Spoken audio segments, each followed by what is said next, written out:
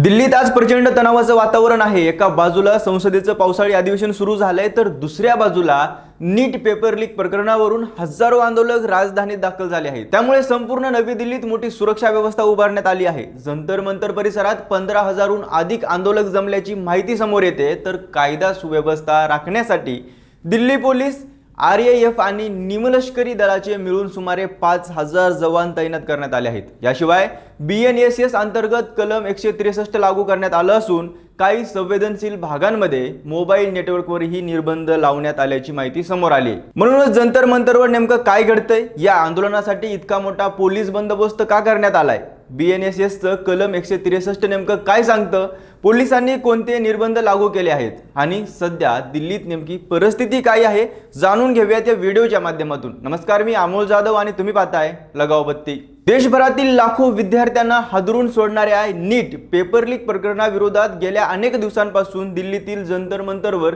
आंदोलन सुरू आहे। या आंदोलनाचं नेतृत्व कॉकरोच जनता पार्टीचे संस्थापक अभिजित दिपके करत आहेत। त्यांच्यासोबतच विविध स्पर्धा परीक्षेचे विद्यार्थी, पालक, सामाजिक कार्यकर्ते आणि अनेक संघटना सहभागी झाले आहेत। संसदेच्या पावसाळी अधिवेशनाच्या पहिल्याच दिवशी सरकारवर थेट दबाव आणण्यासाठी CJPने चलो संसद मोर्चाची घोषणा केली होती। 19 जुलैच्या संध्याकाळपासूनच देशभरातून हजारो विद्यार्थी आणि आंदोलक जंतर मंतरवर जमा होऊ लागले। याच पार्श्वभूमीवर दिल्ली पोलिसांनी मोठ्या प्रमाणावर सुरक्षा व्यवस्था उभी केली। जंतर मंतर, संसद मार्ग, सेंट्रल विस्टा, कॅनॉट प्लेस आणि शंकर चौक आणि आसपासचा संपूर्ण परिसर अक्षरशः छावणीत बदलण्यात आलाय।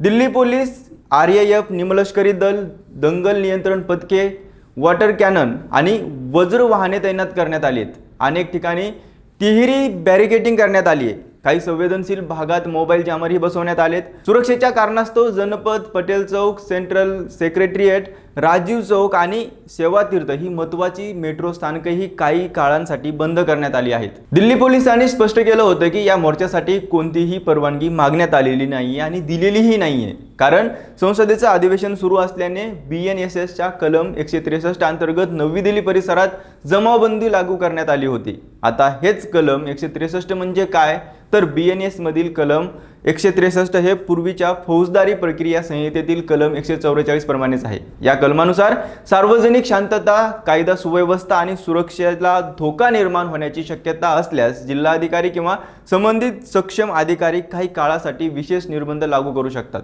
या आदेशानुसार 5 किंवा त्यापेक्षा अधिक व्यक्तींना एकत्र जमण्यास निर्बंध लागू घालण्यात आले आहेत। मोर्चे, निदर्शने, धरणे किंवा सार्वजनिक सभा रोखल्या जाऊ शकतात। संवेदनशील भागात प्रवेशावरही मर्यादा घातल्या जाऊ शकतात। आदेशाचं उल्लंघन केल्यावर भारतीय न्याय संहितेतील संबंधित कलमानुसार कारवाई होऊ शकते। मात्र याचा अर्थ शहरभर संचारबंदी लागू झाली आहे असा होत नाही। हा आदेश केवळ संबंधित संवेदनशील भागापुरता लागू असतो। दरम्यान सकाळी आंदोलनाला राजकीय आणि सामाजिक पाठिंबाही मिळताना दिसला। आज आम आदमी पक्षाचे नेते मनीष सिसोदिया, संजय सिंह आणि अतिशी हे जंतर मंतर येथे आंदोलनात सहभागी झाले। आझाद समाज पक्षाचे प्रमुख चंद्रशेखर आझाद यांनीही चलो संसद मोर्चापूर्वी जंतर मंतरवर हजेरी लावली। तसेच अभिनेते प्रकाश राज यांच्यासह काही अन्य मोठे चेहरे देखील आंदोलनात पाठिंबा देण्यासाठी येण्याची शक्यता व्यक्त केली जात आहे। दरम्यान सकाळी आंदोलकांनी संसदेकडे कूच करण्याचा प्रयत्न केला। सुरुवातीला दिल्ली पोलिसांनी जंतर मंतरपासून सुमारे 1 किलोमीटर अंतरावर असलेल्या केरळ भवनपर्यंतच मोर्चाला परवानगी दिली होती। मात्र आंदोलकांनी संसदेकडे पुढे जाण्याचा प्रयत्न केल्याने पोलीस आणि आंदोलकांमध्ये वाद निर्माण झाला। यानंतर काही ठिकाणी आंदोलकांनी बॅरिकेड्स ओलांडण्याचा प्रयत्न केला। काही आंदोलक पार्लमेंट स्ट्रीट पोलीस ठाण्यापर्यंत पोहोचल्याच्याही बातम्या समोर आल्या। परिस्थिती नियंत्रणाबाहेर जाऊ नये म्हणून पोलिसांनी अनेक स्तरांमध्ये बॅरिकेड्स उभारले आणि शीघ्र कृती दल अर्थात RAF घटनास्थळी तैनात करण्यात आलं। याच दरम्यान काही ठिकाणी लाठीचार्ज झाल्याच्या बातम्या देखील समोर आल्या आहेत। या कारवाईतही काही आंदोलक जखमी झाल्याचं तर काहींच्या डोक्याला दुखापत झाल्याचं सांगितलं जात आहे। तर दुसरीकडे काही आंदोलकांकडून पोलिसांवर दगडफेक झाल्याचीही बातमी समोर आली आहे।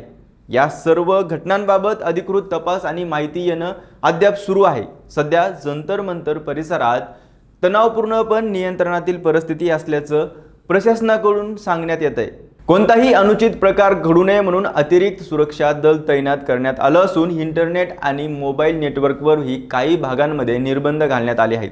मोबाईल जॅमरची संख्याही वाढवण्यात आली आहे। याचा परिणाम वाहतुकीवरही झाला आहे। नोएडा दिल्ली मार्गावर पोलीस तपासणीमुळे मोठी वाहतूक कोंडी झाली आहे, तर मंडी हाऊस मेट्रो स्टेशनमध्ये इन्क्लाब जिंदाबादच्या घोषणांमुळे काही काळ गर्दीचं वातावरण निर्माण झाल्याचंही समोर आलं आहे। दरम्यान या आंदोलनाचे पडसाद संसदेतही उमटले। पावसाळी अधिवेशन सुरू होताच विरोधी पक्षाने नीट पेपर लीक प्रकरणावर तातडीने चर्चा घेण्याची मागणी केली, मात्र ती मान्य न झाल्याने लोकसभेत गदारोळ निर्माण झाला आणि कामकाज काही काळासाठी तहकूब करण्यात आले। दुसरीकडे आंदोलन सुरू असताना सरकार आणि आंदोलकांमध्ये संवाद सुरू करण्याचे प्रयत्नही सुरू झाल्याची माहिती समोर येते।